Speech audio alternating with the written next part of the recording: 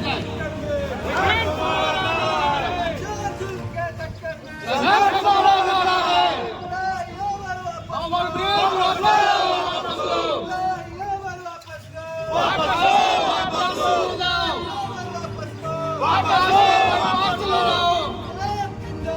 जिंदाबाद जिंदाबाद बाईपास चले जाया जाए। जिंदाबाद जिंदाबाद राष्ट्रीय को खराब किया जाए।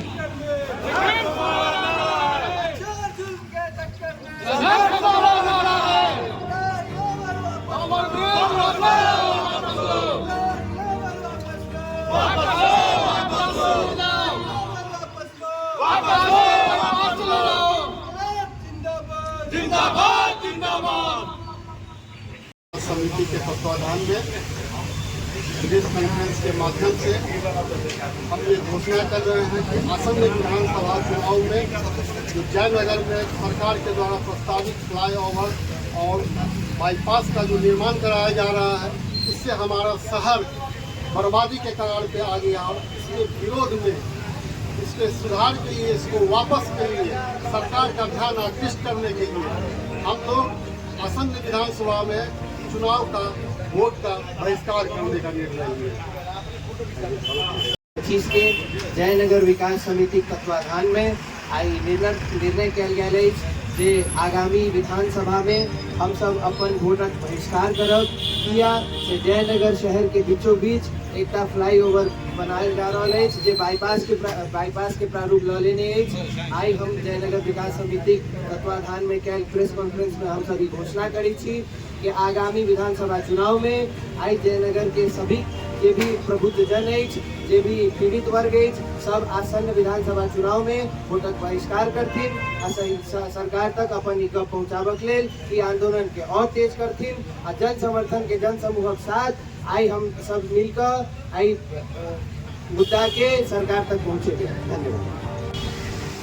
ये जो शहर से किसी भी दृष्टिकोण से कहीं भी जाकर के पता किया जाए तो बाईपास सड़क या जो भी आरोपी है यह बनने की स्थिति में कानूनी तौर पर बिल्कुल वैध नहीं और सामाजिक तौर पर भी वैध नहीं। और किसी भी जमीन को अधिग्रहण करने के लिए, बड़ा प्रोजेक्ट तैयार करने के लिए स्थानीय किसान का जमीन है या व्यापारी का या किसी गांव के लोगों का उससे सहमति की जरूरत है। उनके साथ वार्तालाप करने का एक सरकार को करना चाहिए। यहाँ एक प्लानिंग बनाना चाहिए, लोग को जानकारी होना चाहिए कि यहाँ क्या बनने जा रहा है, लेकिन यह बिल्कुल जो है नहीं किया गया है। और कहीं न कहीं जो बड़ी साजिश है, साजिश करने वाले देर सवेर सामने में आएंगे ही शहर को बर्बाद करने के लिए।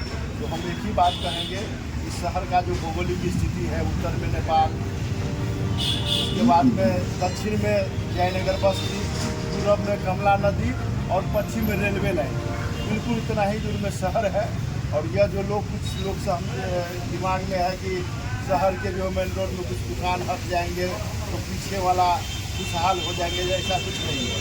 अगर शहर को बचाना है तो सिर्फ एक ही बात है कि शहर को बचाना है। यह जो भी सरकार का प्रोजेक्ट का योजना है, इस शहर होकर के हम बाईपास सड़क यानी बनाएंगे, इसको विरोध करना है। तो हर हाल में शहर को बचाना है और शहर बचेगा तो लोग बचेंगे, व्यापार बचेगा, बेरोजगारी का जो पूरे देश में जो बड़ा एक फौज है, या जयनगर भी उसी देश में है। या बेरोजगारी का भी समाधान का एक केंद्र है जयनगर।